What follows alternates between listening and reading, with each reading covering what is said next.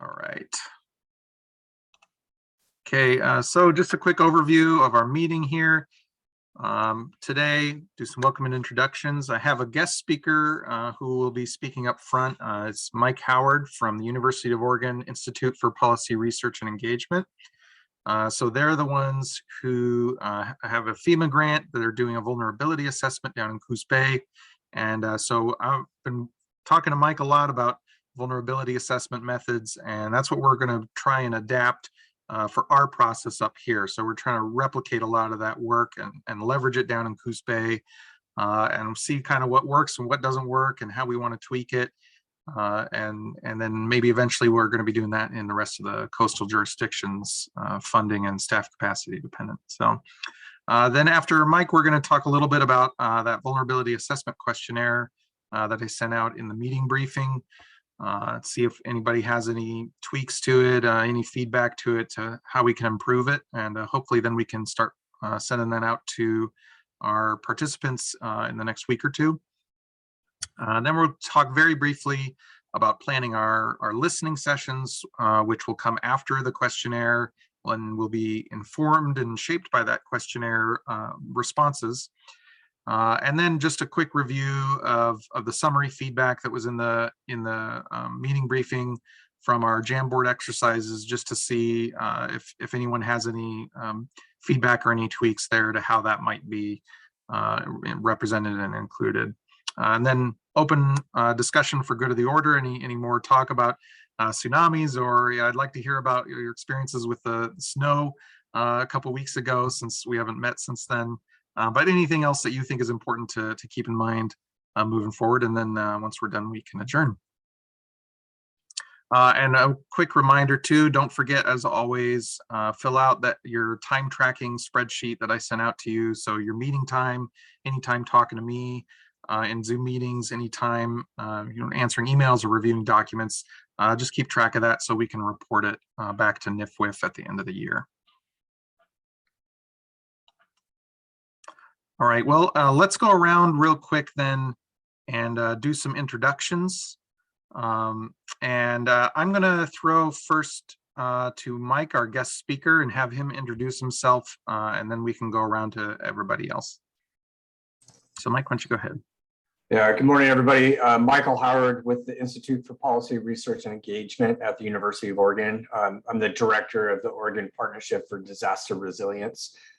Some of you might have run into me working on mitigation plans in the state of Oregon or other coastal projects. Thank you. Colin, how about you go ahead next? Sure. Yeah. Hi, I'm Colin Jones, Habitat Assessment and Monitoring Coordinator with the Tillamook Estuaries Partnership. And so we're TEP is a core partner here with Moses on this project. Thank you. Let's see. Next on my list, I have Amy. Good morning, everyone. My name's Amy Hutmacher. I'm a project manager with the North Coast Land Conservancy. And our service area, we're based up in Seaside and Astoria, but our service area extends further south towards the mid-coast. Thank you. Casey. Good morning, everybody. This is Casey Story from the Tillamook County Creamery Association, Natural Resources Manager. I help producers with regulatory compliance and stewardship projects on farm. Thank you. Celeste. Hey everyone, my mic here. Celeste Lebo with the Institute for Applied Ecology, where I work as a restoration ecologist. Thank you. Dave Madison. Dave Madison, City Planner with the City of Bay City. Great. Thanks for being here, Dave. Thank you. Jocelyn. Good morning, everyone. I work with Casey over at the Tillamook County Creamery Association, and I'm the Director of Environment and Community Impact. Lisa. Let's see here. Lisa Phipps. I'm the North Coast Regional Representative for the Department of Land Conservation and Development. And Mike. I stepped away. I had to step away for a sec. Mike Saindon, General Manager, Porter Garibaldi. Dave Shibley.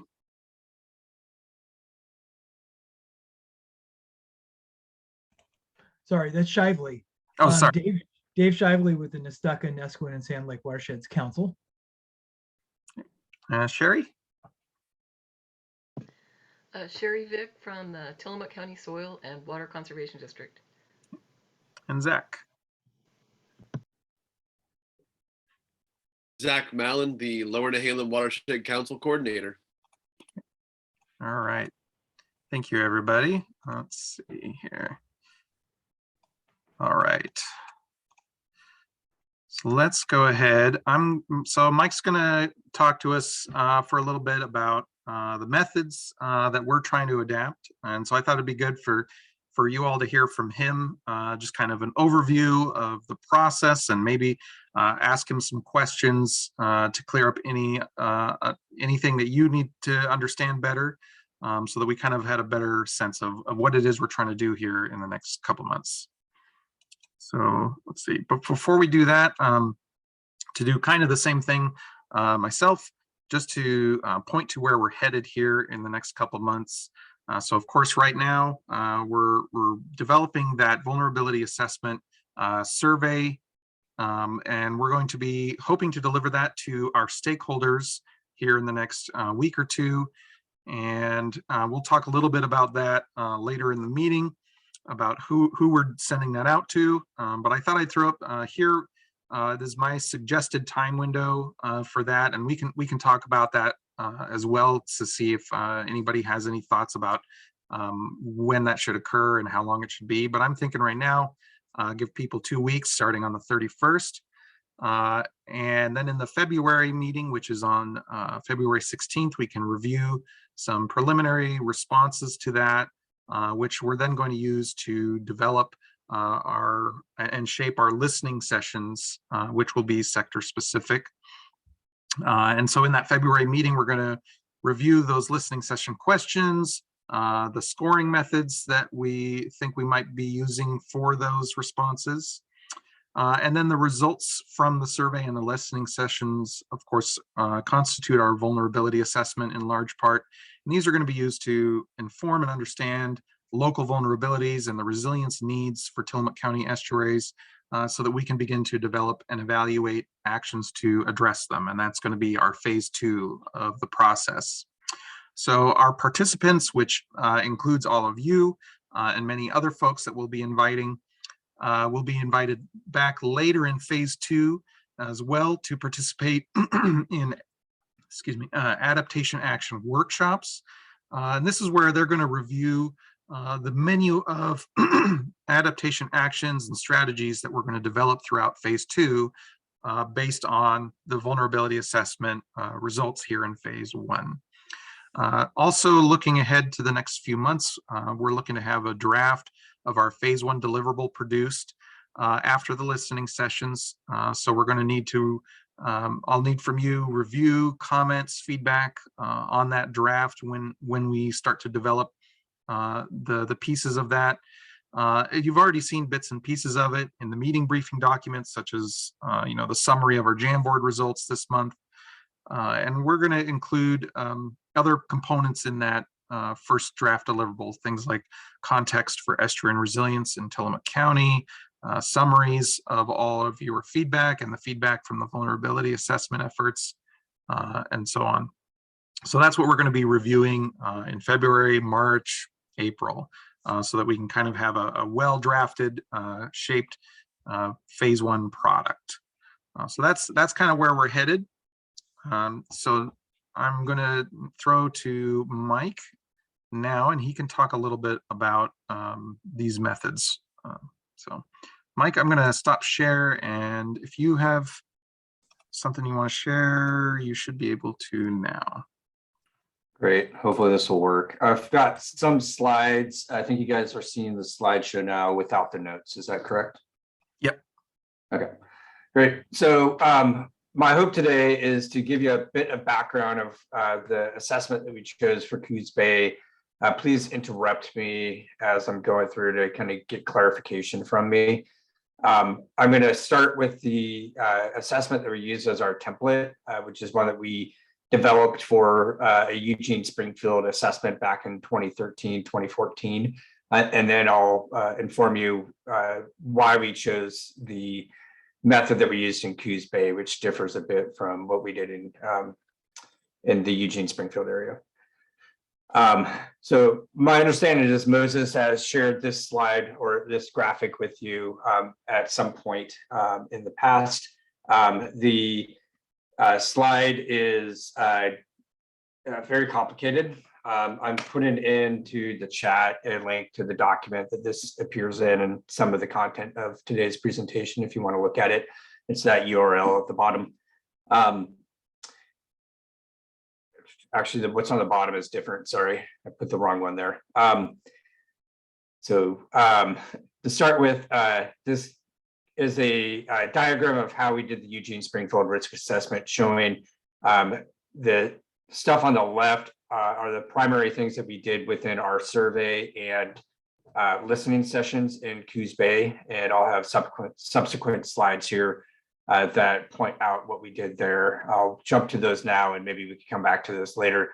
But what's important here is we had both the section on sensitivity and impacts and then adaptive capacity that led to our vulnerability assessment and analysis that we then scored and utilized some existing hazard scoring, which came from the Eugene Springfield mitigation plan, as well as a climate change plan that the city had, that Eugene had, to develop a system hazard score, which led to the overall map of risk for hazards and climate related hazards in the Eugene Springfield area. This project is a bit different than what you guys are working on in Coos Bay, and I'll kind of explain how that changed for Coos Bay as well. So if I could change slides. Okay. So we started with the sensitivity and impacts component, which is really what we used in Coos Bay for our survey. What we are looking for here is to get an idea from the folks in the Coos Bay community of what their primary concerns were by hazard. So we listed a variety of climate related hazards, and we're wanting to know which assets they were most concerned with within the community to get an idea of their most critical hazards, the risk to those hazards from their perspective, and the overall kind of get a rough idea of the assets that the community felt were important. There was additional work that we did to kind of ground truth some of what we got out of the survey. We did a literature review looking at local plans, including their mitigation plan, their comprehensive plan, and a variety of other plans, depending on the sector that we were looking at. I'll get a bit more into the sectors that we reviewed here in a little bit. And then there is not a climate related plan or a climate change plan for the Coos Bay area. So we relied upon state level data and proxy documents for adjacent counties like Lincoln County to get some idea of what some of the climate change impacts might be for the Coos Bay area. And then this information helped us to inform the content that we put into the adaptation listening sessions that we had that are similar, I think, to what Moses has proposed to you, which included a score for what they considered to be their largest sensitivities and hazard impact scores. So we got a better idea of what assets they were concerned about and also which hazards rose to the top amongst the people that were surveyed. The survey was distributed, I think, to somewhere around 60 people total that represented a variety of different stakeholder groups. From that, we were able to partly select, partly had volunteers opt to go to the listening session. Our original intent was to hold the listening sessions in person, but COVID happened and we were not able to do that. And this was kind of in the early stages of COVID, so early 2020. And we kind of we had a couple of things happen. We had a second grant that would have been funded from, I believe, NIFWIF, that the Watershed Association had applied for, that was not funded. That project would have aided the capacity for locals to assist with the listening sessions.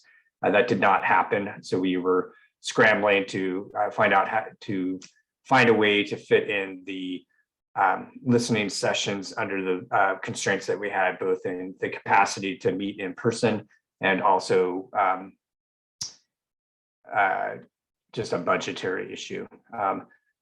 And so we decided that what we would do is have remote meetings that would engage somewhere around 5 to 10 people at each of the listening sessions that we opted to perform. Again, the adaptive capacity is the component that we focused on at these listening sessions. There's a little bit of confirmation of the information that we received in the survey also, to make sure that we understood the results and to clear up any differences in the survey results. So we had an opportunity for people to describe in more detail their scoring that they included in the report, and then to work out amongst the folks in their group a consistent rating for each of the hazards and assets, and to get a better idea of what should be weighted high and what most important assets there were in the community. And I think within the adaptive capacity questions are very similar to the ones that I think Moses has proposed for you guys. From what I've seen, we're really looking for kind of future supply demand issues, any kind of limiting factors and needs within the communities. System interdependencies were talked about to some extent, but I'd say it was less focused in the Coos Bay area than it was in Eugene Springfield. Looking at opportunities within each sector, and then what kind of adaptation or mitigation actions rose to the top during these meetings to begin the discussion on kind of what the community would like to do to adapt to the climate change impacts that they saw. That helped us determine a score and also provided us narrative for the report itself. Here are some of the questions that we used in Eugene Springfield. The questions for Eugene and Springfield are a bit more extensive than what we shared in Coos Bay. In Coos Bay, we whittled them down somewhat, in part because we wanted to keep our online survey manageable and to get the highest completion rate. In Eugene Springfield, when we held this meeting, we had a list of all the questions. The full list of questions is provided in that link that I sent to you in that document. But we had between a 2 and 4 hour meeting with individuals from each sector that we looked at, in which we walked through each of these questions with them. So we would not only get individuals' response to these questions, it was mostly by a raise of hands, and we would come to agreement on what rating to give for each of these questions. And then we had an opportunity to record a description of their feedback on those questions. So during the Eugene Springfield, it was more involved, and we were able to get more clear direction from individuals at that meeting on really what they meant if they said that the daily demand was low. So it really did assist us in being able to provide accurate ratings for the adaptive capacity. In Coos Bay, we were able to do this to an extent. I'd say that the meetings were not as well attended, in part because I think COVID was fairly new. People weren't as comfortable meeting online. And in Eugene Springfield, we had a lot of top-down direction from managers and directors of programs and such that required and paid for their employees to attend. So in Coos Bay, we had a bit less of that. It was a bit harder to grab people, particularly from certain sectors. So we had a number of questions such as this that we then recorded within a spreadsheet. You can see on the left here, we have this section 1, which again are these questions here. And then the score here is the score that was determined by the stakeholders during the listening session. Prior to the listening session, we had asked the experts, whoever the expert was determined for that sector, how they would rate it. And that's what this estimated average score is down here. And so you can see that there's a large agreement between these two scores. So again, this average score is the score that came out during the listening session. And this score is the score that was predetermined by folks that we had marked as the expert in the field. That generally was just one person. Sometimes it was more than that. And then on the right, you can tell, you can see in the yellow highlight again are the scores that came out during the meeting for all of the questions. And then the stuff on the bottom is what the expert determined. Where there's a difference in the two, it signaled to us that there needed to be likely more discussion on that particular topic or question so that we could get more agreement amongst the people that are in the room and who was determined as an expert. And we worked with them to find additional information and come to an agreement of where that number should lie. So following that exercise, we would have additional conversation. That fed into this really big table. On the left are the systems that we looked at in the Eugene Springfield area. There were quite a number that we looked at. Again, the yellow scores for the food systems are here. Those are the same scores that were shown on the previous page. That created an average adaptive capacity score. And that score is simply just an average of those 5-6 numbers.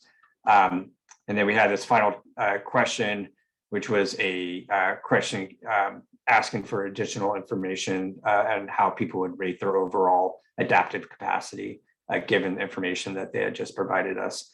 That led to the delta here is just the difference between the average AC score and then that final question in which they rated independently how these 6 would have rated. That ended up a rating. We did a low, medium, or very low to very high rating. Then we assigned a adaptive capacity weight factor. I'll maybe get into that a little bit more. And it's described, I think, on page 60 of the link that I gave you.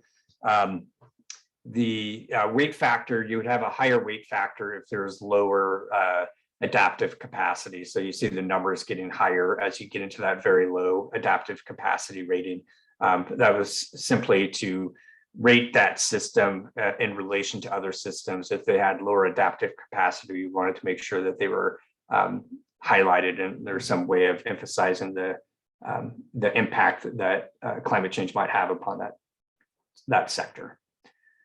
So again, here's a bit more of that scoring overview. This is showing those adaptive capacity weight factors and the adaptive capacity scores. Again, the scores here are just those numbers 1 through 5 average scores. So if you go back to these questions here, it's how these numbers would fall within that table.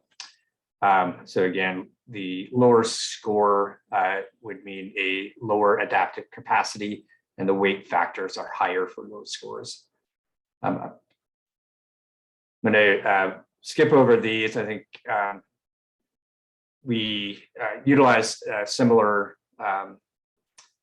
methods for the vulnerability and risk components. Again, the risk components came out often through the surveys, but also with additional discussion and a review of literature, whether it be their local mitigation plan or other planning documents that helped us inform risk. As a refinement for Coos Bay, our plan is to review a bit more of a exposure assessment that we have done. One of the hazards that rose to the top for Coos Bay was sea level rise flooding. And as part of that, we're going to do a more quantitative risk assessment using an exposure analysis of building footprints. And I'll go a bit more into that here in a little bit. There are 2 methods that we've used for that, one of which is just a simple overlay analysis using GIS. A refinement that we're going to be using is this program called Hazas, which is a tool developed by FEMA which helps to kind of standardize ways that you would do an exposure assessment under some methodology that was created by FEMA. That again came into these system hazard scores that I explained in the previous slides, and came out with the average hazard scores. And then the higher scores again suggest that those might be priority sectors. And then it also allowed us to compare across those sectors. So a little bit about Coos Bay. We had, of the surveys that we put out, we had about 50 survey responses. That led to 3 listening sessions. And within those listening sessions, we had about 21 participants. Because we didn't have as many individuals complete the survey or be available for listening sessions, we also followed up with interviews. I think we did more than 6. This slide's a bit old. I think we did at least twice that to hit the people that we that were identified by our steering committee as being experts in the community for whatever sector we were looking at.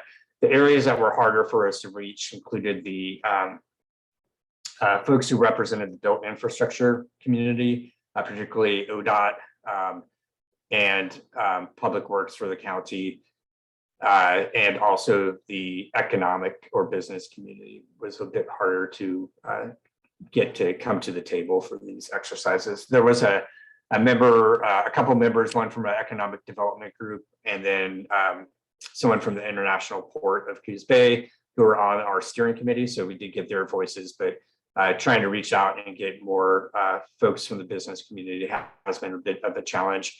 We are attempting to reach out to them in our next phase, which I might get into later as we talk here, so that we can assure that we get additional feedback from folks who represent those communities. There are a couple other groups that have been a bit challenging. We had relatively good participation from the 2 largest tribes in the area for the natural resource section, but a little bit less participation in other sections or other sectors that we worked with. Our intent with them is again to have additional workshops over the next few months, specifically with each tribe independently, to try to get more engagement from them and information on the various interests that they have. Particularly, our interest is knowing more about their sensitive cultural sites and information, not so much that we can include it in the plan, but to provide them information on what we see as vulnerability so that they have the information available to them. As we all know, tribes have a lot of, because of the sensitivity to cultural and historic sites, there's a lot of information that they want to keep closer to themselves and not make it as public. So we're trying to be as sensitive as we can to just provide information and allow them to let us know what they're comfortable sharing for this planning purpose. But definitely want to make sure that they are included and that the local governments are aware of the at least general concerns that tribes have.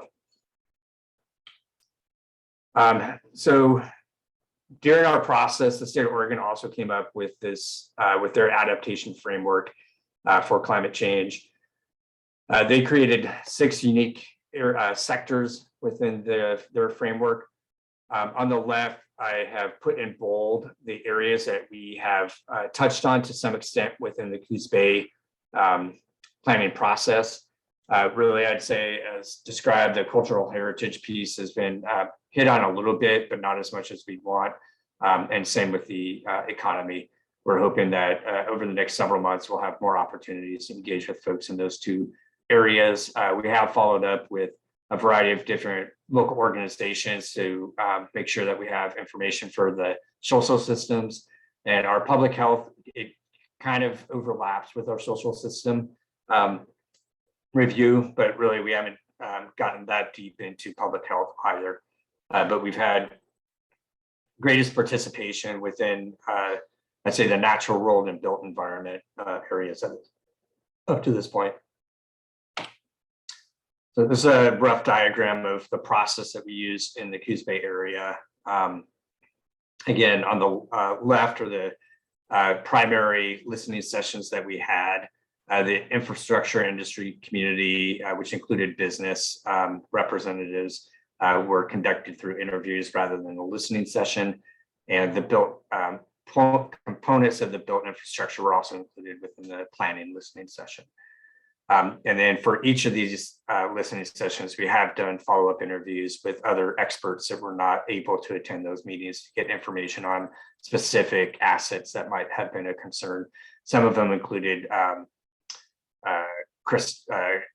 your shellfish, or I think we had a couple meetings on folks who were experts with eelgrass and other assets that were considered highly vulnerable. So this is leading up to this vulnerability assessment. We intend to have a series of, I think, about 5 or 6 workshops coming up in late February through March that will be an opportunity for us to reconnect with some of these groups and then connect with groups that we have not had a chance to talk to yet about the vulnerability assessment, get their additional input into that, and then start raising the level of understanding of what the climate change concerns are, and then what the highest concerns are with regard to assets. Here's a quick snapshot of how some of our assets were rated within the Coos Bay area. So this isn't all of them, but it gives us an idea of kind of where things are lying. And we get this kind of separate scores for sensitivity, adaptive capacity, and then exposure. And in Coos Bay, we were a bit more qualitative than we were quantitative because we deviated the questions a bit. Our categories for each of those questions that were in the matrix I showed you earlier changed a little bit. So our overall ranking is looking a little bit different within the Coos Bay area. We're going to add some additional information based on the exposure assessment that we get back, and then complete it with additional interviews. I just wanted to touch on really quick, we're also in that exposure assessment where we've decided to use FEMA's community lifelines as a way to identify important infrastructure and facilities within the Coos Bay area to be concerned about. This slide gives us a bit of a understanding of those things that are maybe a bit more important for consideration within the community. We are also identifying facilities that have previously been identified as critical facilities, either in the county's natural hazard mitigation plan, the county or cities, or the state mitigation plan. They're often very similar, but we're wanted to add additional facilities that are listed here where we believe that they are concerned because of the climate change impacts. Principally, these would be the concern for these is principally the sea level rise related flooding. I think that's it for the presentation. If there are additional questions that you have, or if there's more detail in the spreadsheets that you guys would want to look at to consider the score, and I do have those available if you want to chat about those.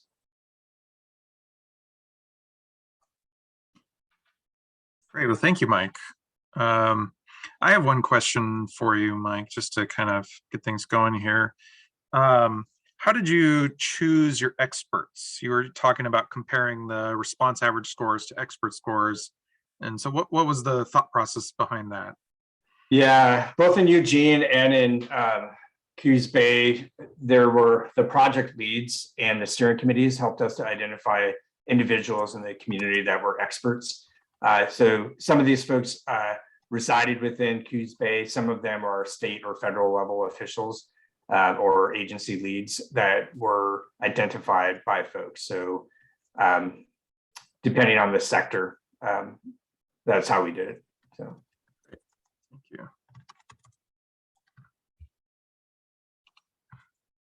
All right. Any other questions for Mike in this process? Anything that's not clear or needs to be unpacked a little more? I was wondering how you were in working with the really qualitative versus really quantitative sort of ways of measuring vulnerability. Were you finding in the Coos Bay that you would have preferred a more quantitative analysis? Or were you finding that you were getting plenty of good information both ways? Yeah, I'm going to stop sharing if that's all right with folks. Yeah, overall, I would say the majority of what we have in Coos Bay is qualitative. The quantitative stuff is quite a bit is absent for quite a few of the assets that we're looking at, particularly the natural resource assets. It's a bit harder to quantify all of that. There's definitely some data out there, but the assessment of vulnerability is, I'd say, quite a bit more qualitative. So again, we relied upon the folks who are at the meetings to give us a score, so we at least could quantify by a score that people gave us, so we could create a reference number. But really, it was through our discussions with folks at these listening sessions that we helped to determine really where on that 5-point scale each of the assets would rate within those categories. Where available, we did try to bring in additional data that was more of a quantifiable element. But I'd say even surprisingly, even a lot of the natural resource information, it ended up being more qualitative because of the uncertainties about some of the characterization. So it was the quantitative component, I'd say it was considered, but it wasn't the main thing that ended up with creating the score. Other things such as being able to quantify exposure to sea level rise of built infrastructure is a little bit easier to quantify. I'd say there's some concerns about the model that we're using though. So there's a lot of uncertainty, of course, of the sea level rise projections. While we could use Hazas and a GIS exposure assessment to count the number of buildings that fall within a polygon, there's quite a bit of uncertainty that the flood would occur in that area, and the model that we have available doesn't account for existing flood protection measures. So there's a large degree of uncertainty. Coos Bay is creating a hydrodynamic flood model that should be able to enhance the granularity within those areas. But what the existing data does show us is that flooding should increase in those areas. So at least with relative certainty, we could say that these areas are going to be more prone to flooding. Let's look at the type of assets that are in there under the worst case scenario. And then we dealt with the local risk tolerance to decide on what scenario we opted to utilize in there. So if there had a low risk tolerance, we would use a larger flood scenario so that you could see kind of the maximum extent of the possible future flooding. And the timeline that we're looking at goes out as we focus both on 2050 and 2100. 2100, of course, is a lot. It's like 80 years from now. So the fabric of the community is likely to change in 80 years. By 2050, it will change somewhat, but not nearly as much as it will in 70, 80 years. But it has aided the community with understanding the hotspots that they should be attentive to. And then with other hazards, ocean acidification, ocean temperature were also highly rated. So it was, some of the natural resource data was helpful and instructive, but it really was a qualitative assessment when it came to at the end of the day. Cool, thank you. Yeah, and Mike, that model that you're talking about, that's part of your exposure analysis, and the IPRE and the partners down there in Coos Bay, we have some folks who this is what they do, this is what they're focusing on. So there's a bit more capacity, I would say, down there to do that exposure analysis work than we might have here in Tillamook for our process. So in thinking about that, how might we be able to sort of replicate some of that work with lower capacity to do it necessarily? but still includes something, some sort of risk exposure in there. Yeah, there are a couple of existing resources that Tillamook County already has. I think there's a multi-hazards risk report that was developed by the Department of Geology a couple of years ago that shows the exposure to various tsunami inundation scenarios, as well as flood scenarios. So you could take a look at those to get an idea of the areas that are potentially exposed to increased flooding as a proxy, rather than do a separate analysis, just to kind of identify those hotspots.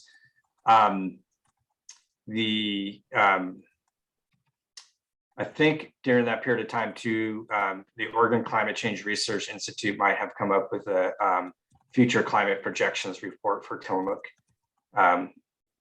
County. I'm not 100% sure about that, Moses, but other folks at TLCD could lead you to that. I know for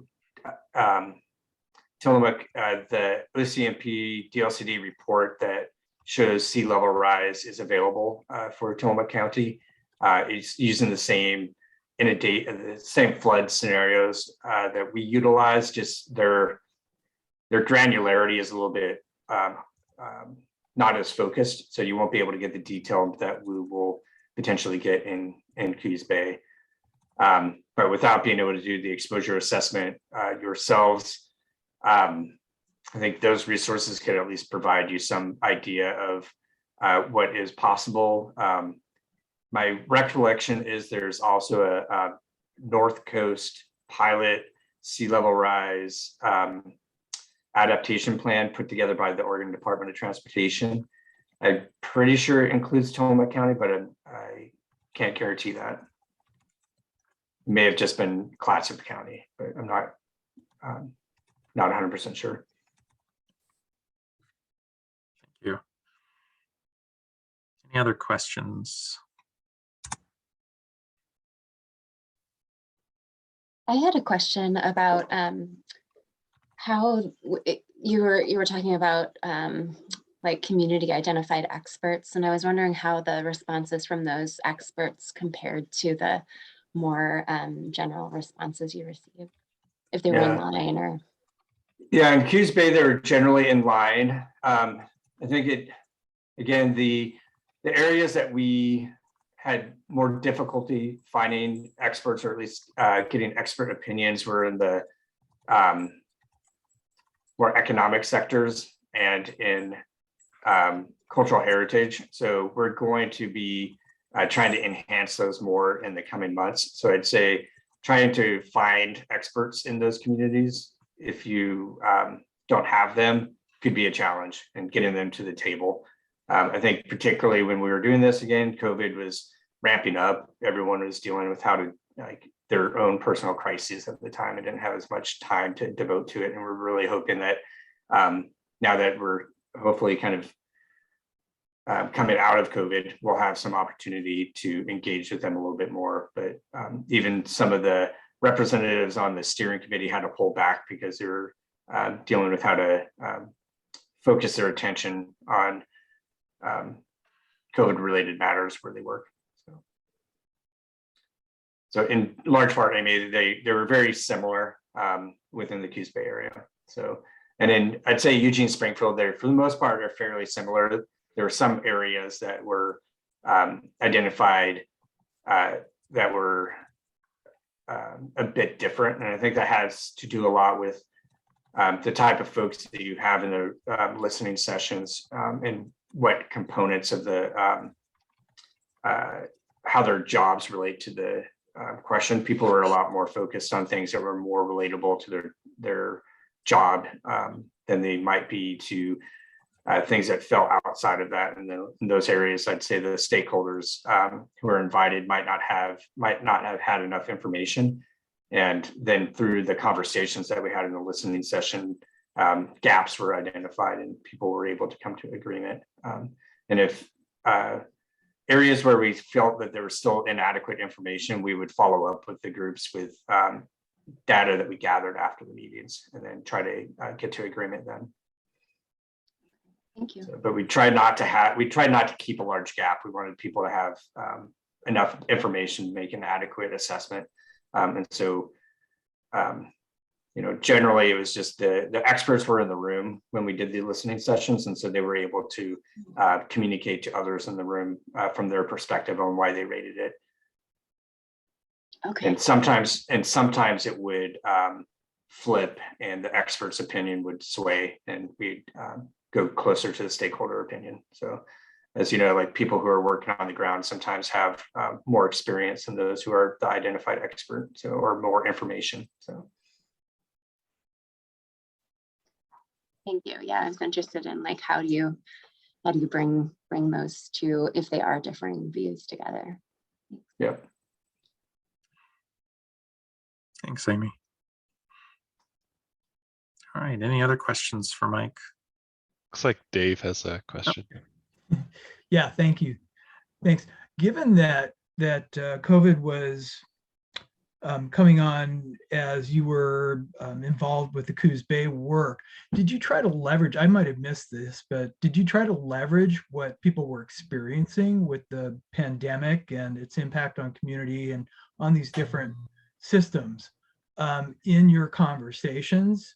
Yeah, to help ground people in, what they might experience with hazard episodes and events. Yeah, we certainly communicated about it. I think probably largely it was most successful with the community-based organizations that we did follow-up interviews with, who had more contact with the people of the community. We worked in large part with folks who are working with the unhoused populations or lower income populations, and they were able to bring that experience in. We haven't had great success in reaching the business community, so we hope that we're able to leverage more of that as we go into the second round and obtain information from that. So, okay.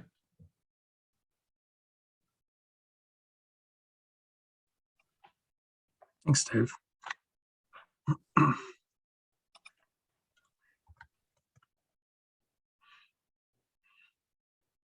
Anyone else?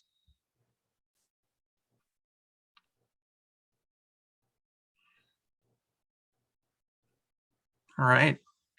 Well, if there's no other questions, I think we can let Mike go. Mike, thank you very much for the very helpful overview. I think that helped. Even though I've heard your methods a number of times already, I get something out of it every time. So I really appreciate that. Thank you. yeah, well, thanks everyone for your time today. I appreciate it. And Moses, please follow up with me if you'd like more direct links to either questions or the spreadsheets that I show, if it would be helpful for your work going forward. Yeah, absolutely. Will do. Great. Thanks Thanks, everyone. Mike. All righty. Okay. Take a little breather here. Thank you, everybody. I hope that helped. I know that helps me every time I hear Mike talk about it. So hopefully it's a little clearer what we're going to be doing moving forward. And my question about the risk exposure analysis, I think that's something that we're going to have to talk about a little bit more in the next couple of meetings to see what we can do. So what Mike was talking about, they've developed this inundation model. They're developing now a hydrodynamic model. And a lot of that's being done by some other folks who have funding and capacity to do it, such as Pacific Northwest National Laboratory. So we don't have that capacity built into our current process.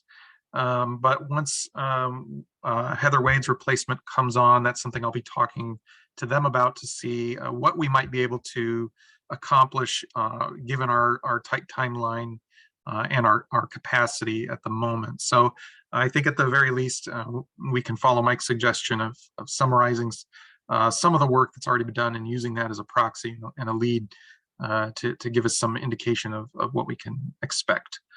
So that's what we'll be doing there.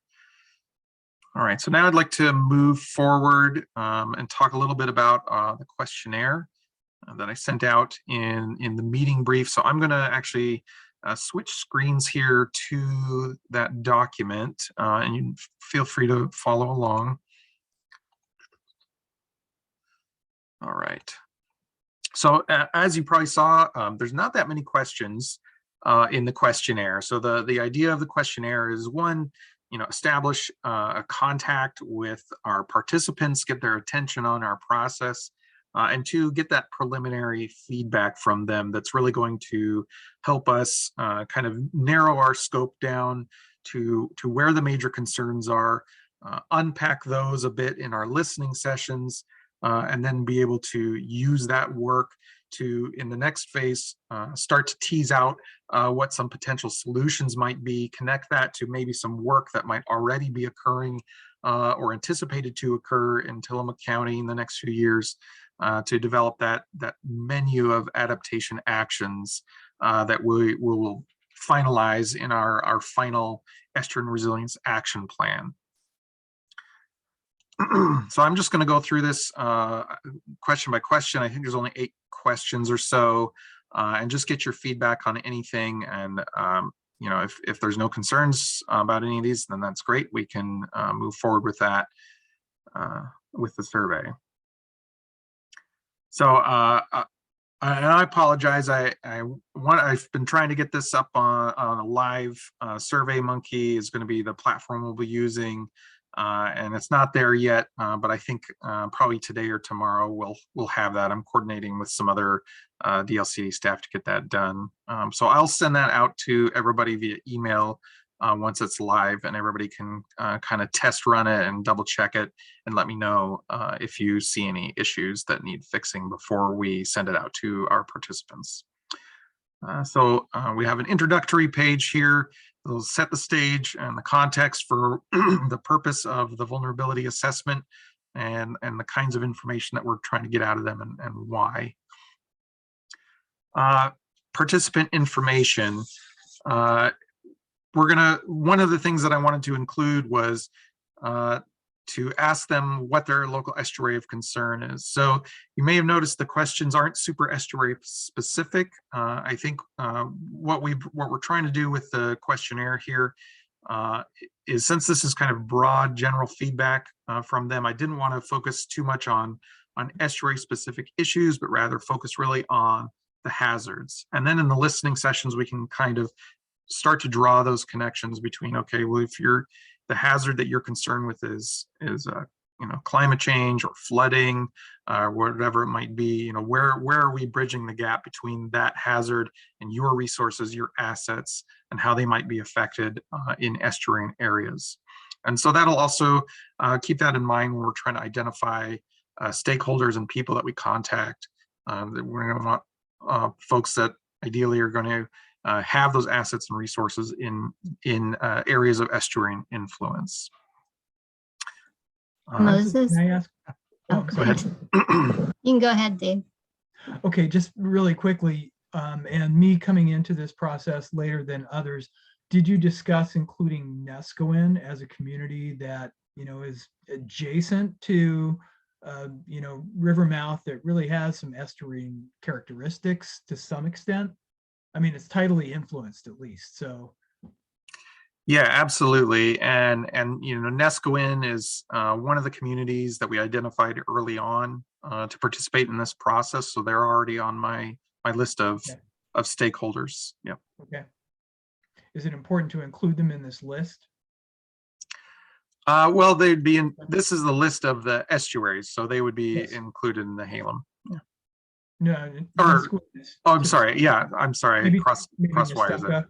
Yeah. Yeah, sorry. Cross wires there. Yes, thank you. Nescoin would be good to include. Yes. Okay. And we can. It'll help ground people, give them a sense of entitlement or ability to participate, ownership. Yeah, absolutely. So after we run through the questions, then we're gonna kind of identify who all we should be reaching out to. So let's add Nescoin to that list. I think Celeste, you had a question? Yeah, just going back to the introduction page where you're in your letter to folks. I know you said that you were going to send this out to a broad group of people within the area, but the language seems technical to me. Like even green infrastructure might need some definition just to, I mean, depending on, I don't know, TEP has done a lot of work in Tillamook County, so maybe folks know what these terms are and are familiar with them, but I think it might be good if you could just put in maybe a little bit more clarification on some of those terms.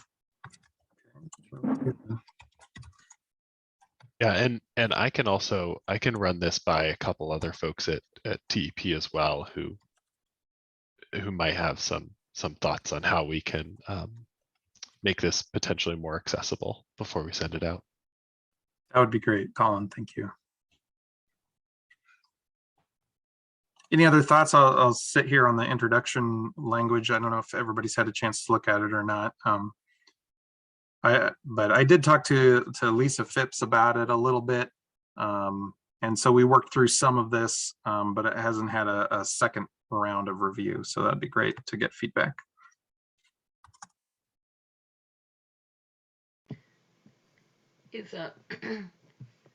I was curious about the estuaries. Is Salmon River really considered part of Tillamook County, or?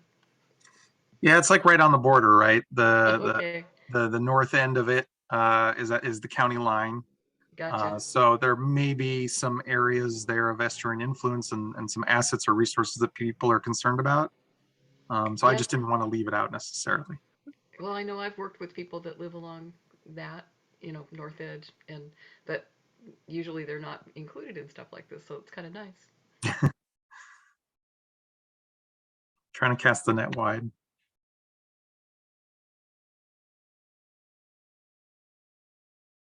Any other thoughts on intro or the participant information? This stuff's pretty straightforward for the most part.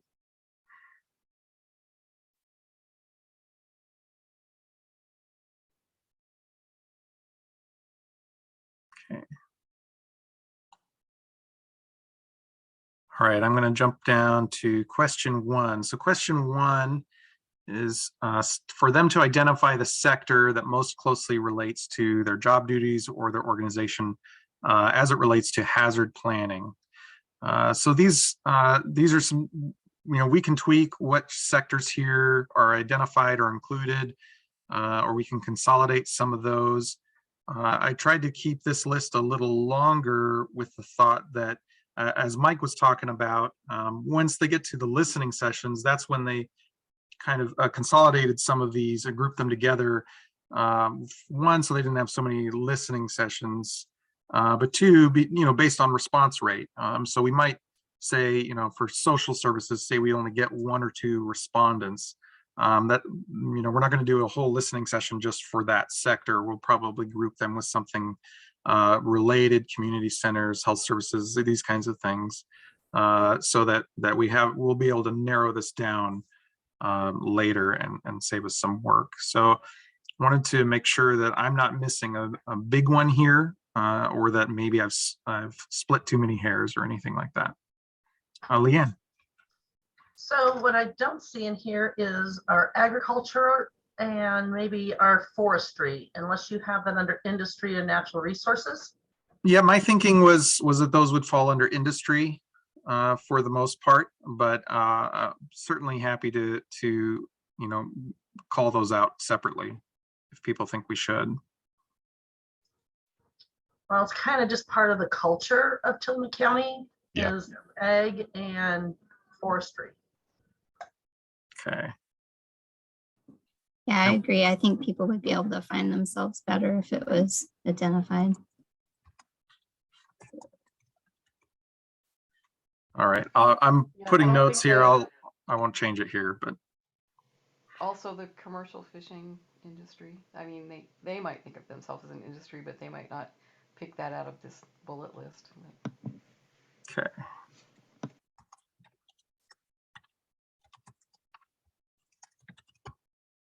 All right. And I'll incorporate all of your feedback and send this out to everybody once more after we're done here.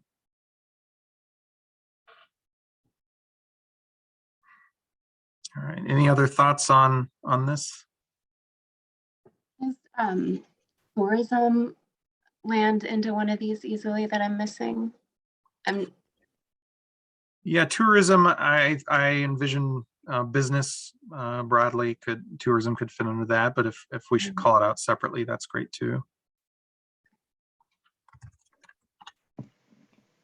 You know, maybe even just in parentheses after the category you were thinking it fit in, kind of like you did. Well, I guess you didn't do that anywhere, but in parentheses after it, just examples of what that might represent. Okay, I could do that. How would folks feel about doing that with, say, industry? We were just talking forestry, farming, that kind of thing. If we did it that way, or should we, given who our stakeholders are, should we have those as separate categories for them to call out? I think we can definitely err on the side of having more in this list because, you know, that it's not committing us to 17 listening sessions, but if we have, you know, 7 ag responses and 5 forestry responses, maybe we do want 2 separate listening sessions instead of all within the one umbrella of industry. So I think I would push more towards put more options on this list. I like that. I think we should do that.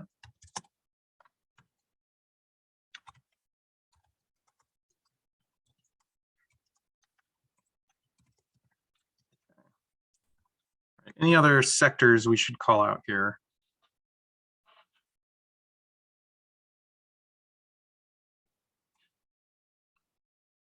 Okay. So I don't know that it's necessary to split hairs further, but you know, with tourism, you might add and hospitality. You know, it kind of captures a broader segment of businesses that have those orientations that might classify themselves one way or the other, but they're kind of both serving those activities.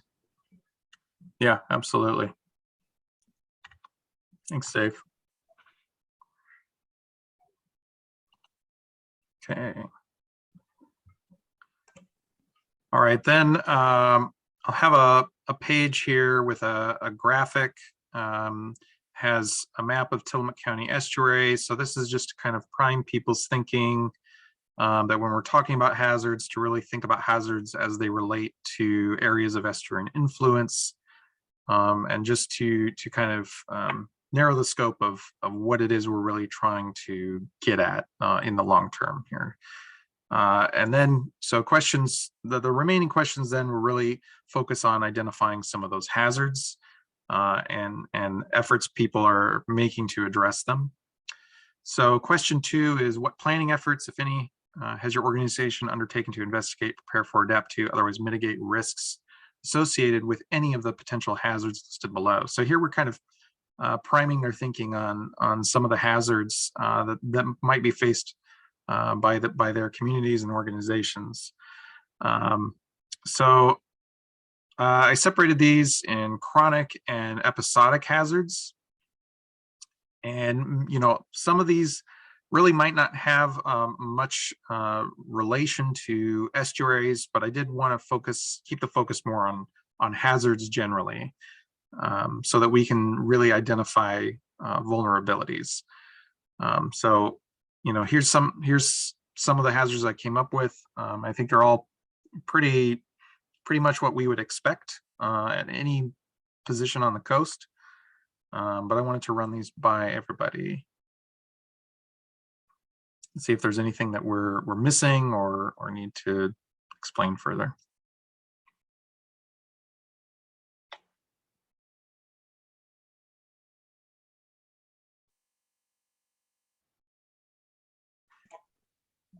Had you had discussion about changing ocean cycles previously? My concern would be that, you know, the ocean climate phenomena that are presented there could be viewed as processes that, you know, aren't hazards themselves, but have, you know, potential to produce hazards. And that it just might be a little bit technical or scientific or both. So are you saying maybe not get to this level of detail so as not to confuse folks? Is that what you're suggesting? Yeah, I think if people are trying to consider their preparations for or thinking about different types of hazards, they tend to perhaps think of changing climate or climate variability over multi-year periods, but maybe not linking that directly to the physical phenomena that are described there. Mm-hmm. Okay.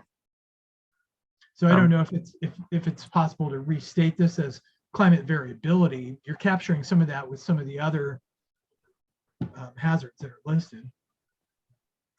Yeah, maybe under changes to climate regime, we could say changes to climate variability and cycles, something like that. Sure. Keep it simple. Sure. Yeah. Yep. Okay. So I see that you have the beach dune and soil erosion, but we also have, I don't know what's the opposite of erosion, accretion of sands, where it's buried houses. Yeah.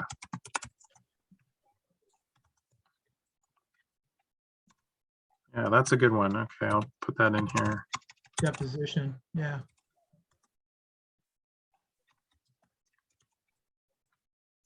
Certainly think of a few places on the coast where that's a big concern. Waldport, Pacific City, yeah.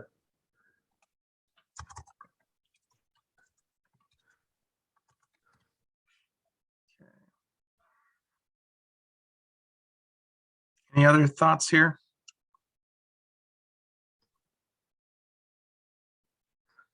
I think as you mentioned earlier about someone mentioned to be about being very technical in your statements, try to break this down to make it as easy for them to understand as possible with the words, the language you use. Because I know some people could be a little confused. But I did like Dave's point about maybe breaking down a separate section, because you have your hazards and then you have your results from the hazards. Okay, so we'll try to maybe try to remove any sort of reference to impacts necessarily and just keep it as hazards. And then that way our responses that we get will be connected to the hazards themselves and not necessarily people maybe getting into the weeds about specific impacts. So, or have that as a totally separate question. Okay. So the other thing, and I don't if this know. would make the, oh, sorry, Leanne, go ahead. Sorry, Sherry. Clear cutting, or what we do up in our forests, does that impact? And is that first the long term, or the episodic hazards? And I don't know if that should be part of if we clear cut our forests, does that impact downstream? It certainly does. The intent here, though, is to focus on sort of natural hazards. So I'm not sure if clear cutting really fits into what we're trying to assess or plan for necessarily. And certainly that's something that we need to plan for in other ways and address. So I'm not sure. I think we can think about maybe some other hazards that could be occurring in the uplands that could affect things downstream. Certainly sometimes things like storm surge and landslides can have those impacts. Yeah, Leanne, would you potentially want to like move soil erosion away from, beach and dune processes? So then you would have, beach and dune erosion and accretion, and then separately soil erosion and landslides, because that might address some of that upland processes a little better. That would be reasonable. And again, and I also understand if if it doesn't fit, that's fine. So, but Colin, I think that's a great suggestion. Yeah, same. I agree. And sorry, Sherry, go ahead. Oh, no, it was just occurring to me that, we've referred several times to, not knowing who's taken the survey and their level of familiarity with the terms that are being used, why don't you just make a definitions page that's in the front or the back, and if they look at something and they don't know what the heck it is, there's a resource. Or does that just make it too complicated, scary?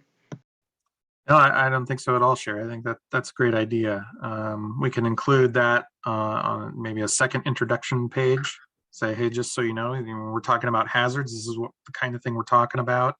And any of these other terms, vulnerability, things like that. I think that'd be really useful.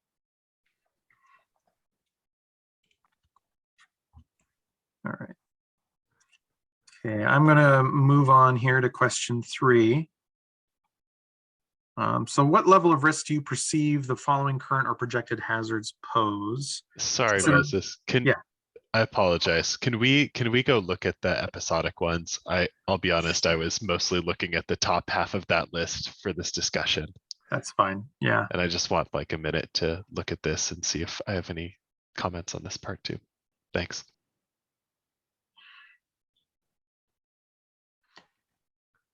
Yeah, in that regard, given our recent experience with tsunami from, across the Pacific Basin, perhaps call out, modify Cascadia subduction zone earthquake and tsunami. I don't know that we need to be that specific. That's where a local earthquake is going to be generated, but tsunami can be generated elsewhere. True.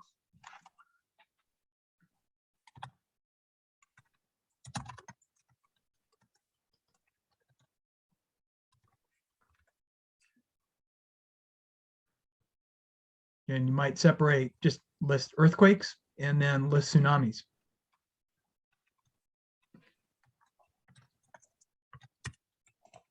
Yeah, and I think that also makes it more accessible too, if you just have those two. Mm-hmm. Mm-hmm. Okay. Yep. Look at this list and you're like, why do we live here?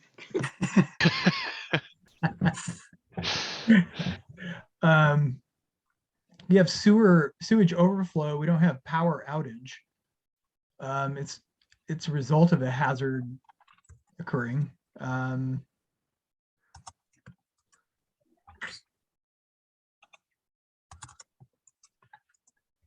Yeah, I guess that brings us back to, are we focusing on hazards or impacts? Right. And, I think about sewage overflow, but that's a tough one. I guess that's an impact of some flooding event.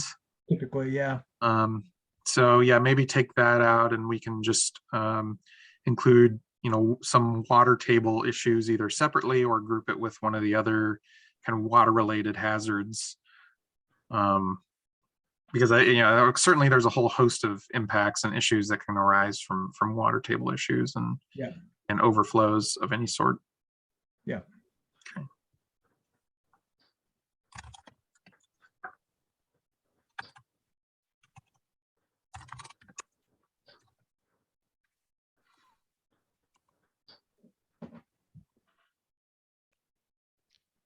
Yeah, so it does look like we have landslides down here in episodic. So for chronic, just soil erosion maybe.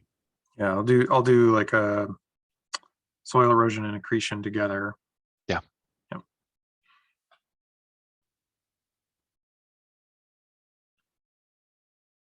Yeah, I'm good to move on. Okay. All right. So again, question 3, this is asking them to estimate the current level of risk as they perceive it, them being, these are the stakeholder representatives and stakeholder experts, if you will, to be able to knowledgeably kind of report to us how they see the level of risk to each of these hazards. And so I'll make these two lists match one another better after we've edited that. But first I'll just ask generally, we have several different categories that they can rank ordinally their risk, but I also included do not know and does not apply, because I thought for, obviously some people won't know and others, it'll just make it clear that, for example, air quality might not be a risk to several sectors. So any thoughts on how this is laid out? I'll scroll back up a little bit here so we can see the text. And here we did define risk for them, but I can include that on the initial definitions page so they're seeing it more than once.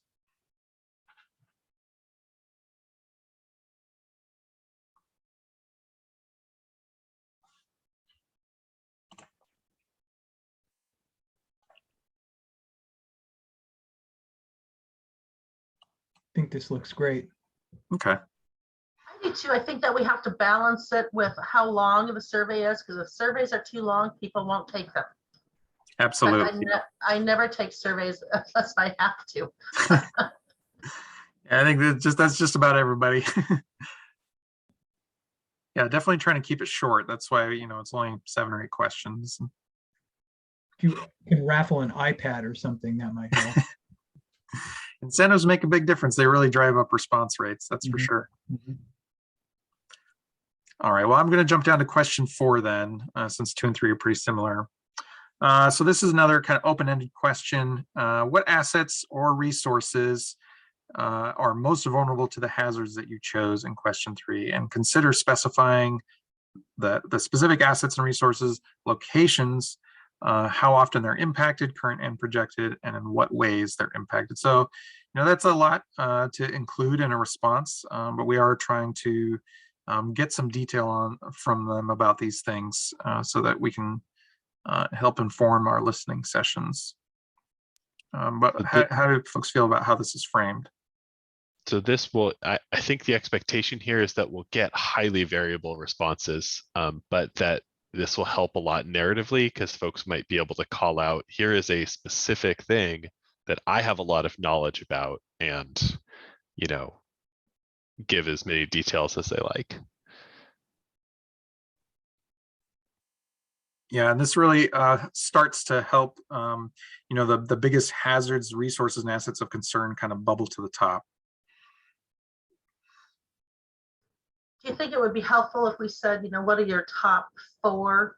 I just, in my head, I'm just listing all these things, and it's like some are a higher priority than others. And, now I'm writing a book. I think actually 4 might be too many. I think if anyone provides more than 1, I think they're doing a lot. I think you're right. It is.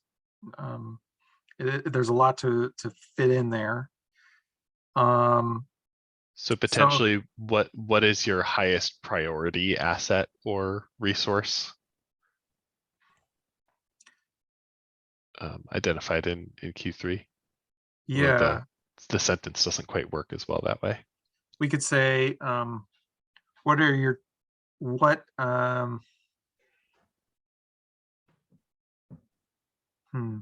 Yeah, I'm trying to think of a way we can phrase it so that it just invites, say your top 1 or 2.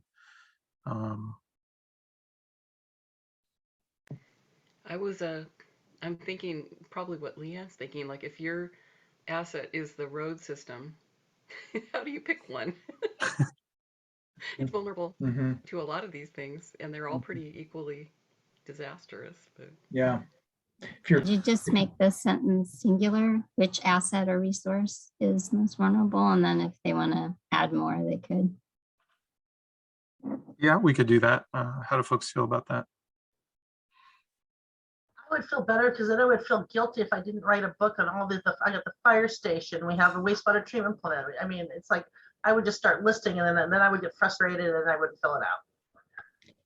Number 5 does ask for the most critical hazard. Chosen number 3.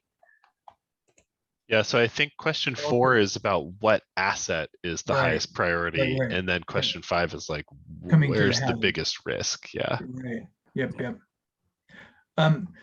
If I were responding probably from different perspectives, I might think, yeah, structures. So my buildings, my equipment, my people, and maybe listing not just vulnerable populations, but staff, employees, as one of those assets or resources. seems that leading with those that would be most commonly associated with different systems or sectors would help. Okay. Do you think that some of these examples we've provided them gets at some of that? I think so, but just if you want to look for some consistency, I mean, people might view a structure as an economic asset. They might think about it that way. They might think about economic assets as, you know, their cash in the bank, and not think so much about equipment that they would use. So if you're public works, for example, following on what Sherry was saying, your roads are assets, your equipment are assets, your building, your employees, all of those are critical, and you can't do your work without any one of those things. Same for Tillamook PUD, probably. Power system, equipment, building, staff. Yeah, maybe we could change economic assets to equipment, or equipment and tools or something like that. Okay.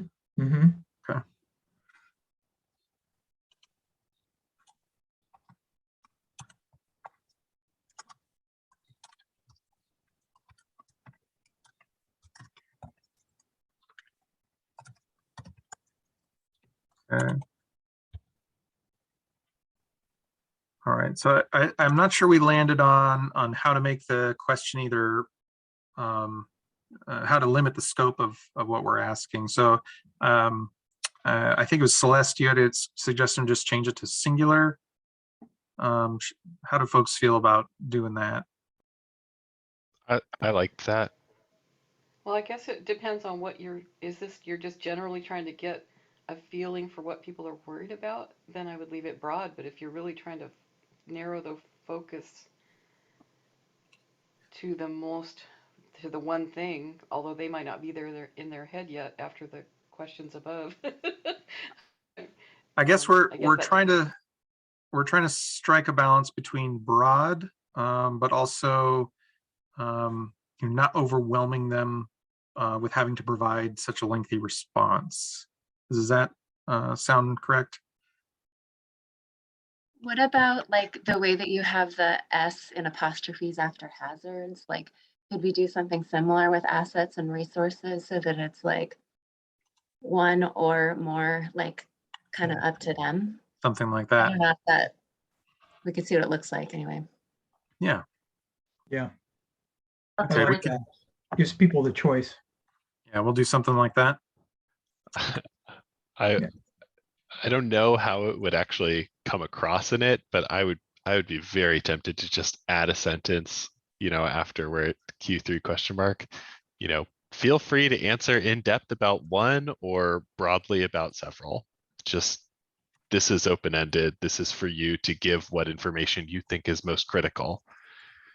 Because for us, it almost doesn't matter which way folks decide to go, because this is going to be a really good jumping off point for the listening sessions either way. Yeah, and having an option for being broad too would maybe highlight some things that nobody's thought of that one person might have to share. Yeah, and it doesn't frustrate the respondents too, who are given one choice and they have to make a determination, and they feel that that's hard to do. I think that's a great solution, Colin. I think that simplifies it greatly, so thank you. Especially since you're going to such a broad audience, and you may be talking to someone who's managing public works that has a million little things, or a city manager like Leanna, you know, where there's several areas, and it might not be possible to narrow it down, you know, because of the nature of the job they have, or the, you know, the scope of their responsibilities. All right, I'm going to move on to question 5. I'm trying to be mindful of our time here. Question 5, so this, as we mentioned, this is where we kind of narrow in. What's your most critical hazard, chosen from question 3? So question 3, again, that's this list where they're identifying the risk. Most critical hazard, please indicate one most critical hazard, but feel free to list others. So maybe we can borrow some of that language for the previous question. And what can be done by your organization or others to reduce the risk posed by this hazard? So here's where we start to prime their thinking about potential actions to take to address the impacts of these hazards.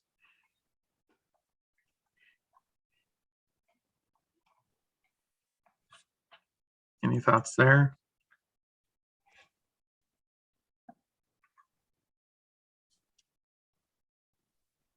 Can you remind me what, oh, sorry, Colin. Can you remind me what format people are going to receive this in? Like, will they be free to scroll back up and be like, what was that huge list of hazards that I just went over? That's a great thought. So it'll be on an online survey through SurveyMonkey. They'll have the ability to navigate back and forth from question to question. We'll try to limit it to one question per page. But I think what we can do then for question 5 is, rather than trying to say, hey, remember that 2 questions ago, that big list of things, maybe we can just include that list again at the top of this question.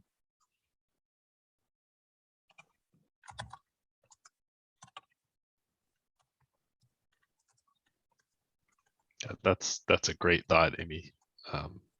With that included, question 5 looks pretty good to me.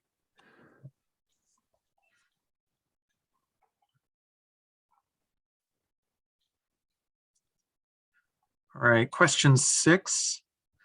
On a scale of 1 to 5, how urgent or time sensitive is the need to reduce the risks of the most critical hazard? And consider impacts to your most vulnerable assets and resources. So this is just a Likert type scale to rank how urgent they feel those hazards are. 2 should be slightly. Oh, you're right.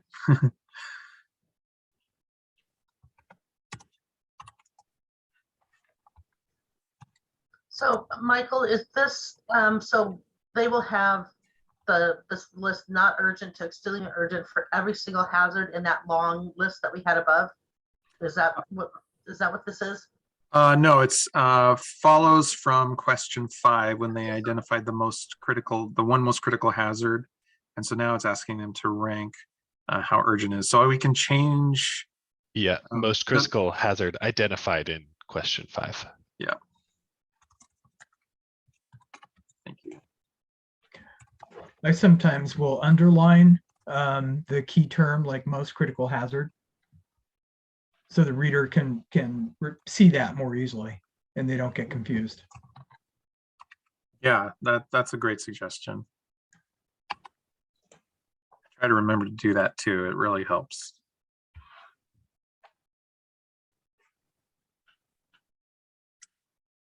All right. Any other thoughts on question 6?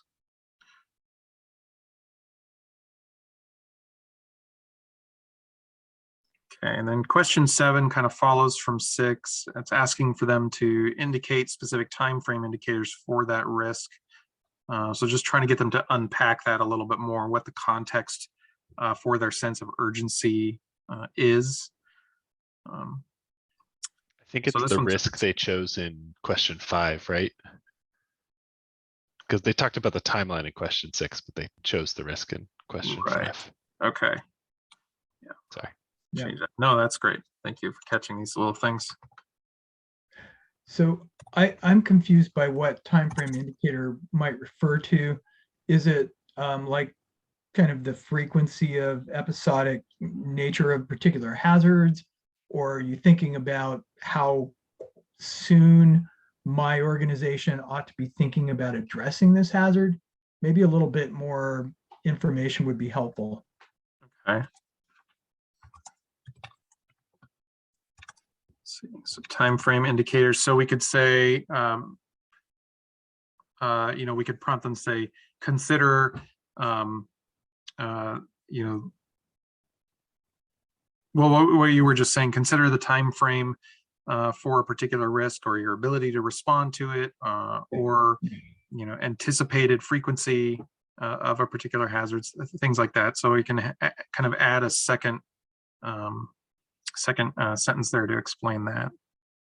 Yeah, and I'm not sure, again, those are 2 different things in my mind. So I'm trying to be specific about what it is that you want from the question. is important. What we want from the question. The way I was reading it, especially following question 6, which is all about how urgently Yep. does it need to be addressed, I assumed question 7 meant if you said it's extremely urgent, do we need to address this next year, next Right. month? Right. Right? Like that, No, I that agree. kind of detail. I agree, but you want to limit potential, I guess, variance in how people are interpreting the question. Yeah, absolutely. Yeah, I But didn't get that's when I read the question first, I didn't understand what you were trying to get. Okay. And But these, go ahead. Sorry, no. I was going to say, since some of these questions are a little shorter and tied together, we could potentially kind of group them on the same page so they can say, okay, well, what did I respond here? And that might help as well. I was just going to ask if it would be too leading to put in a short little scenario for each question. Like, I own a trailer park in this particular part of Tillamook Bay, and I'm worried about flooding for this particular asset. So I'm going to say that this is an extremely urgent issue for me, and I have to, what I mean, for each question, give a little, like Joe owns blah, blah, blah, blah. Or would that be too leading? And people you might not get information that you wouldn't get otherwise. Yeah, I think that's a good suggestion. Trying to think about how we might be able to present that without concerns for leading. So maybe here in question 7, are there specific timeframe indicators for the risk you chose in question 5, i.e. needs to be addressed within 5 years? Would that kind of not be too leading, but give a little bit more of a sense of what the answer should be, like the kind of answer it should be? I actually like that instead of 5 years, but it would be like, is it 1 year, 5 years, or 10 years, or or so that you give them that range that they could choose from. Yeah, or is it tied to a particular threshold or a particular event that might tip the balance between when it needs to be addressed?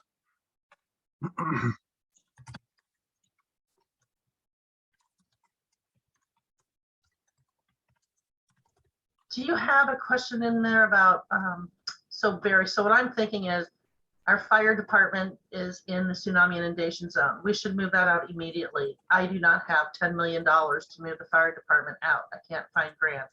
Are there barriers? And I don't know if that's something that we won't even discuss.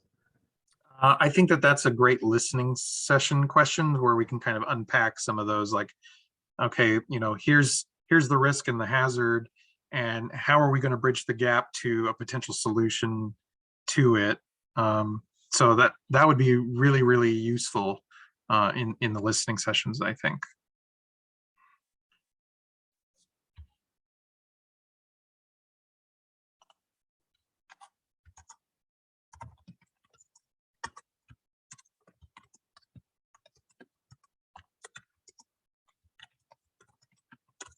Sorry, just taking notes here. All right, any other thoughts on question 7? So I have, change the reference to question 5, explain what we mean by time frame to be more specific, and include some example time frame indicators. Moses, when you were saying that you also wanted to know, like, if there was a threshold, some event that might trigger more urgency or less urgency, should that be put in there as well? Because I could see someone not picking up on the fact that you also want that piece of information as well. Yeah, absolutely. So, like, for example, we might say, or what we might be trying to get them to think about or consider is, a time frame indicator, like, hey, we need to, the 100-year flood event frequency is no longer 100-year frequency, so we need to figure something out in the next couple decades, or we need to figure out something to address this concern before that Cascadia subduction zone earthquake. So that would be like the triggering event, and we don't know when it's going to occur, but when it does occur, that's where we're going to have the impacts that we're concerned about. So trying to get folks to think about those two different kinds of scale or frequency of the hazard. And it's exactly what Leanne said as well, right? It's extremely urgent to move the fire department, but it's not urgency measured in years, it's urgency measured in before a tsunami hits. Yeah. But if you're maybe just like you're trying to tease out what is the driver of that sense of urgency, like, is there a specific triggering event, or like maybe we don't know the timeline of that triggering event, that maybe they can somehow be prompted to at least describe what that driver is that led them to their question 6 answer. Mm-hmm. I don't know if that's what I feel like I would need, some kind of language around that to like put those details into my answer. And actually, I like that, Amy, because it's like after the Pike Road fire last year in Bay City, I mean, our sense of urgency for dealing with the urban wildland fires significantly went up. Yeah. So I think if we add that second sentence there, that kind of explains some of those time frame indicators or those potential triggering events or thresholds. Do you think that would be sufficient to prime their thinking on that, or to kind of frame that to get the kinds of responses that we're looking for then? Okay, I see a thumbs up from Celeste. Yeah, hopefully. Thank you. Okay. I'll incorporate that. And then question 8, what other information regarding hazards can you tell us about? Partnerships, concerns, efforts, etc. So this is, just a general catch-all question. Is there anything we didn't address or that you want to bring to our attention? So I think this one's pretty simple, pretty straightforward, but could also provide some useful information for the listening sessions. It's kind of assuming that most respondents will not have engaged with hazards already. Perhaps they have, though, and they might have been trying to develop some mitigation activities, preparations, or what have you.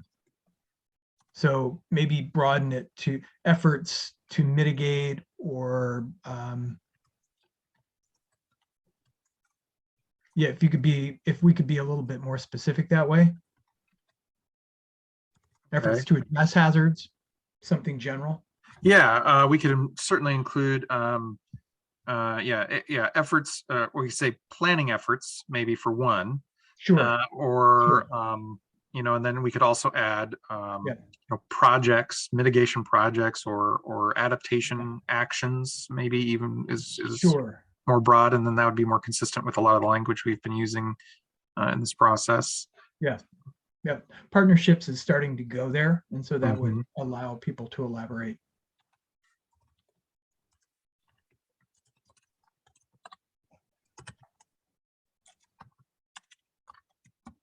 So I'll change it to planning efforts and then include adaptation actions as well.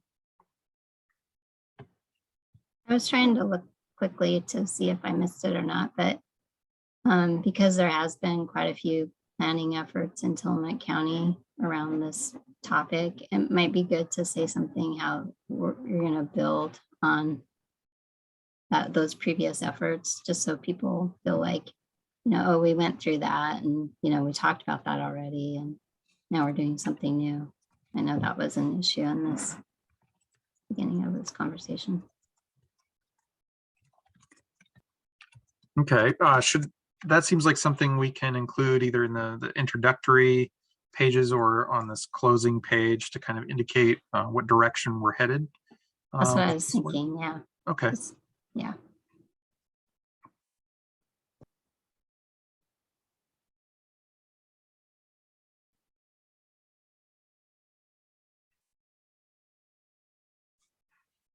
all right. Any other thoughts there?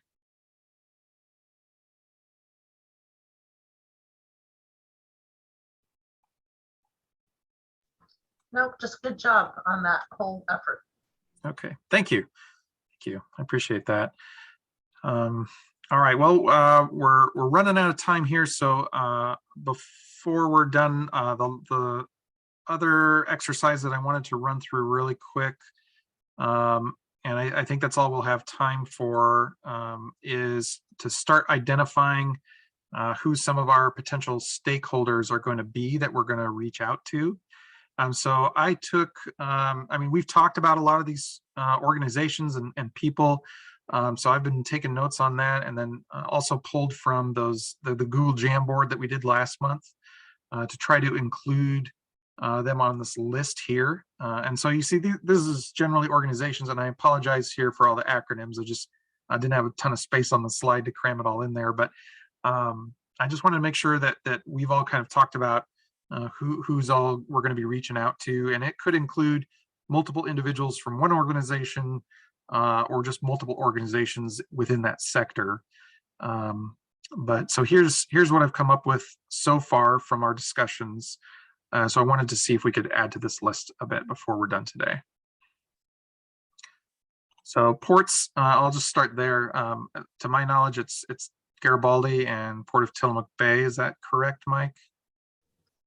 Yeah, I don't know if we want to add the Port of Nehalem Bay or not. They're, I think we talked about last time, a little uninvolved, I guess, but they might be worth adding. Okay. Well, we can certainly reach out to them and see if they get a response. Yeah, one thing to keep in mind too is, and I think I mentioned this in the meeting briefing, that you know, it would be good if we get about 30 responses at least. That enables us to really kind of structure the process the way we have. And in doing that, generally, you want to reach out to most surveys. You can expect about, you know, like a 30 to 40% response rate. So I'm thinking if we can reach out to at least 50, 60 people, depending on who they are, we'll probably get a decent response rate then. So keep that in mind when we're listing folks here. So I'll move down the list then. Utilities. So I have the People's Utility District, the Water Office, TCPW, and now I'm forgetting my own acronyms. Tillamook County Public Works. Yeah. Other utilities folks we can include here, or is this pretty good? Nesquin Water District. So you don't have any of the water districts in there. Yep. There's a Yep. whole bunch of them across this county. Got to be others. Yeah, I did have Bay City. There's all the water districts. Okay. Sorry, I have it in my notes off screen, but I do have water districts listed there. Okay. I was going to ask Okay. everybody about that. Sanitary so- as well. Sorry? Sanitary as well. Sanitary. Sewer. Okay. So I'll just have water districts. Here. Okay. Does it make sense to include the electrical feeder companies? So, you know, Pacific Core has a feeder line that comes through the Nehalem estuary to bring us electricity up here. I don't know what other companies have feeder lines coming through, but should we list them separately from the TPUD and such? Sure, anybody who has that kind of infrastructure.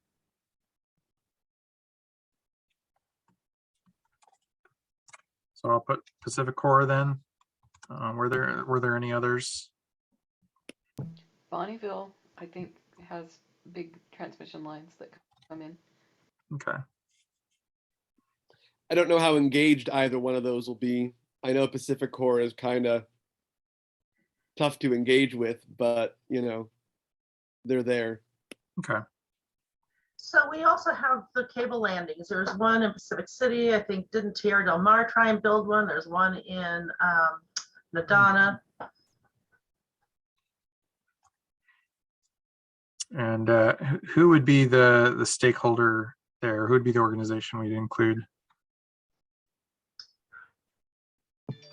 That's a good question. That Tillamook Lightwave. Lightwave. Yeah. I know Google's in there, I think. I'm going to try to move on. We're running out of time here.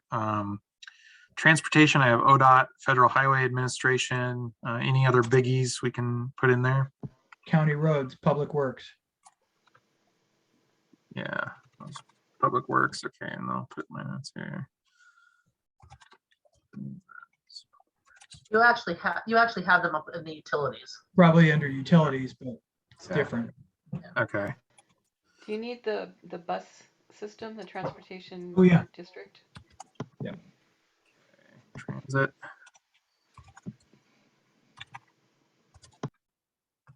Okay. Emergency services, I got ECD and the sheriff's office. Any Fire others? department. Right. I would just add, instead of adding the fire departments individually, I would go with the Tillamook County Fire Defense Board. And that's basically all the fire chiefs and emergency manager. Perfect. Health services, the CHC, the Community Health Center, the Tillamook County Wellness, Adventist. Any other in there?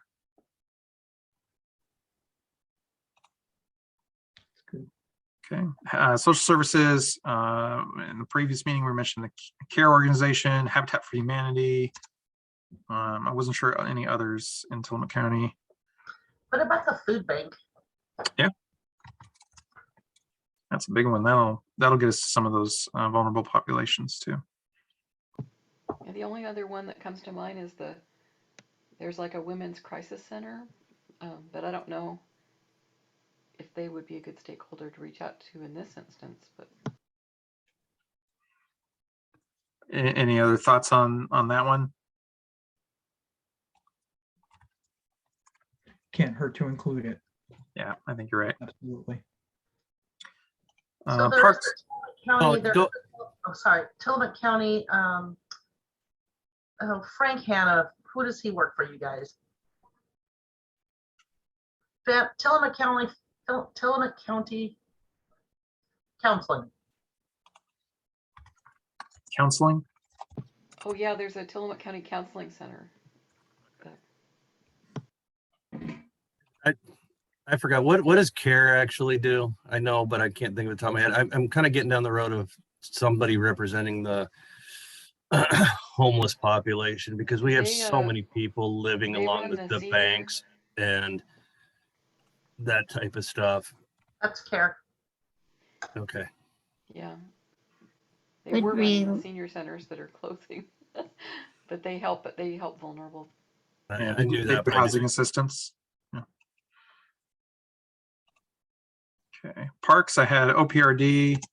I think there's probably some county folks there we could talk to. Yeah, there's a Tillamook county County parks Parks. department. Okay. And state parks. Right? Yeah, that'd be OPRD. Yeah. Sitka's. Oh, I'm sorry. Oregon Public. Yeah. Big forestry fall in this. We have county is North County. So good. Yeah. So when you say forestry, are we thinking state, federal, private, all the above? Well, they I'm had this. thinking of the Sayusla National Forest. They've got like the Sand Lake Park, and they've got several estuarian properties, I think. Yeah, they do. Them and state and feds both have It considerable could land. be down in natural resources, Forest Service and ODF. Sure. Either or. Yeah. I was just gonna mention in social services, I don't know if it's a big component of Tillamook County, but maybe religious. Is there a religious group or the YMCA or any of that might be added? Faith-based organizations. Any, I'm not familiar with who all's in that community in Tillamook. Any specifics? I'm thinking down by Nescowen, there's a big camp, Wainema, that's run by a religious organization, and they're right on the water, and but I don't know who you would talk to. I can. Yeah, I don't figure out know contact. either, but maybe. Yeah. Going back to parks and open space, would we want to include, I mean, I know you want to build this list. Do we want to include some of the, like Happy Camp and Friends Camp and Twin Rocks and some of those kind of places? Camp Merriweather. Yeah, I mean, there's a whole litany of those that are all directly engaged. There might be homeowners associations that have, but I don't know how you get a hold of them. Yeah. Through the planning department, they are citizen advisory committees, CACs. Yeah. Very important to include CACs.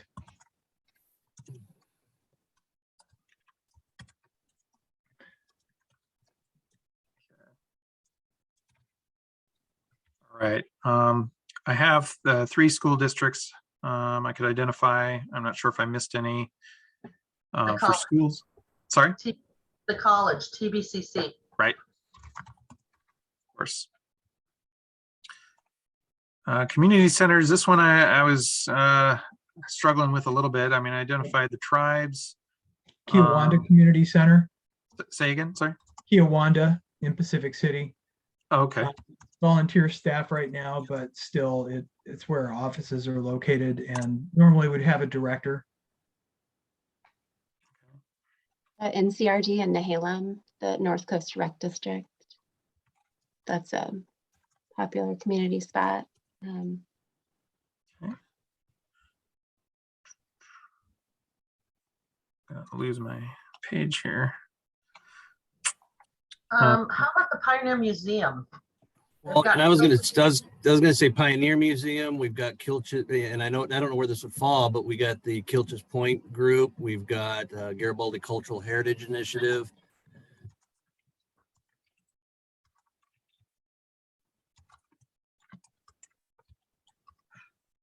Okay.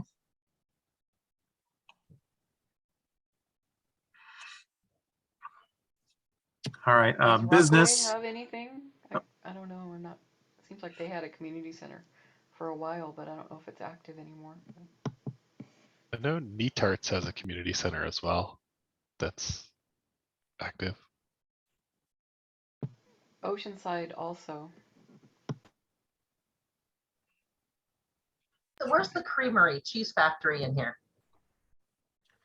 Under industry, I put them, but it doesn't matter where we put them too much.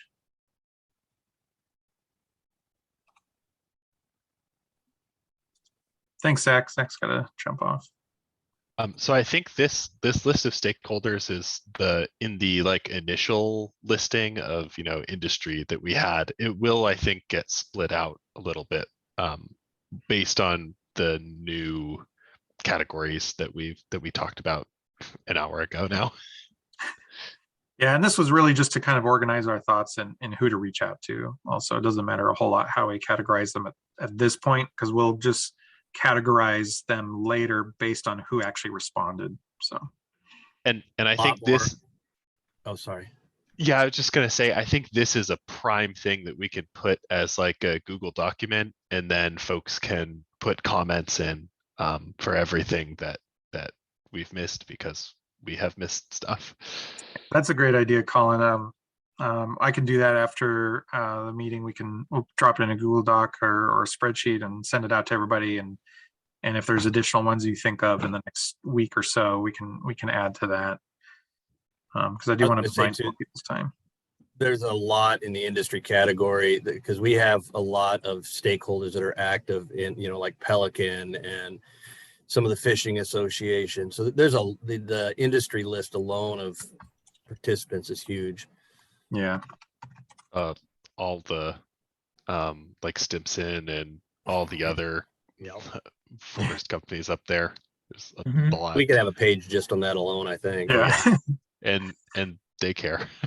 Well, just to kind of put some sideboards on people's thinking, keep in mind, people are going to have a lot of assets and resources in the community, but that also might expect to have them impacted by resources and maybe be able to have engaged at some point in some sort of planning efforts or things like that.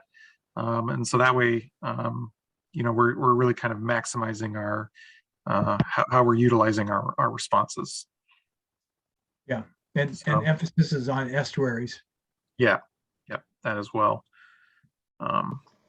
Well, So, all right, well, it's such sorry, a go ahead. small population. You'll find most of the people that you are reaching out to serve in multiple capacities on this list. Yeah. A lot of us wear a lot of hats.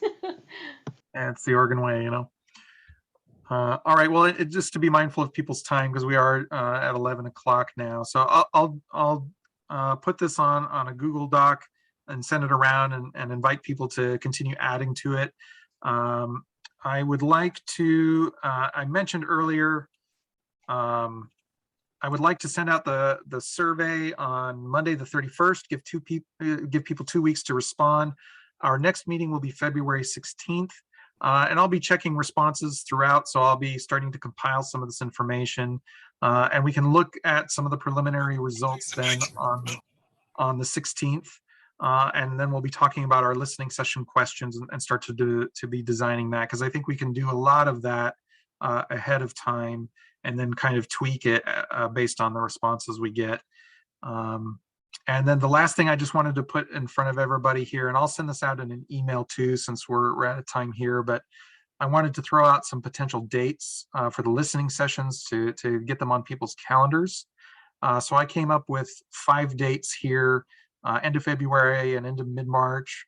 I'll put these in an email, but just to get people to think about them. So I put out 5 here.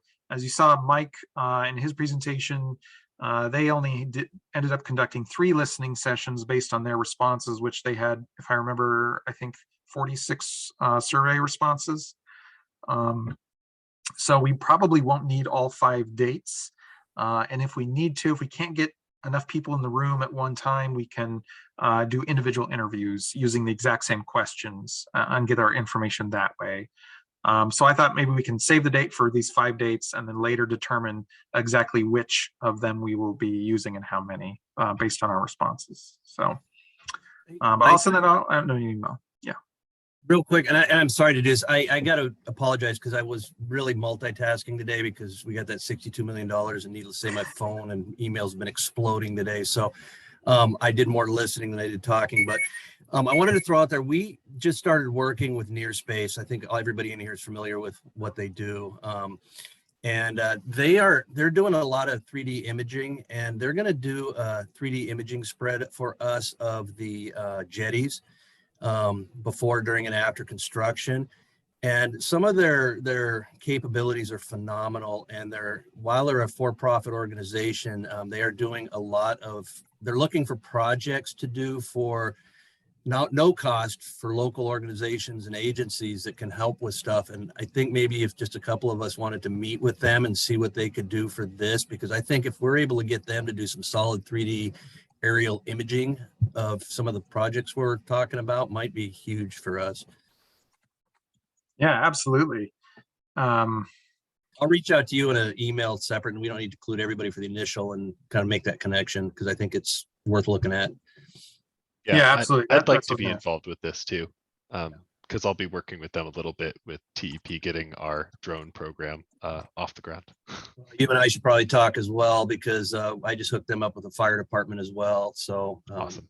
I think we got a lot going, but you and I can chat too. Yeah, I think that's a great idea, Mike. Thanks.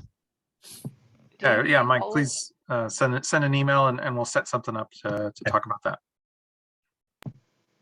Do you need all of us to be present at all these listening sessions?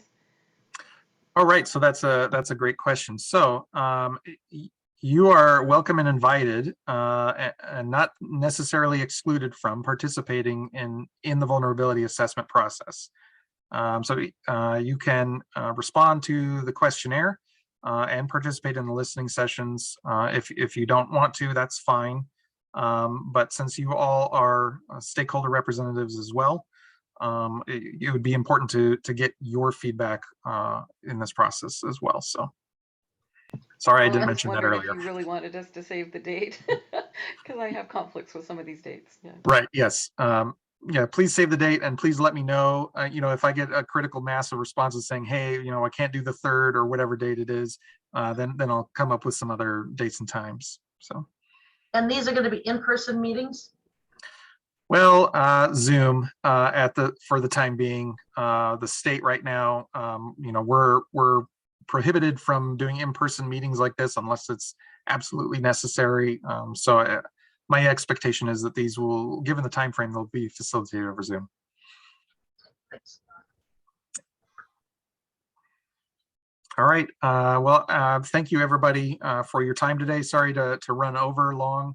I'll send out some info in a follow-up email, and we'll get moving on some of this. And so we'll have about a week and a half or so before we want to send out that questionnaire. So if you have any other thoughts or feedback, please send them to me. But I'll incorporate everything we talked about today and then send that back out to everybody, so you could send feedback on that version of it. So. All righty. Well, thank you everybody for your time. I really appreciate it. Thanks, Moses. Thanks, See you, Moses. everybody. Thanks, everyone. We'll see you next month. Thank you, Moses.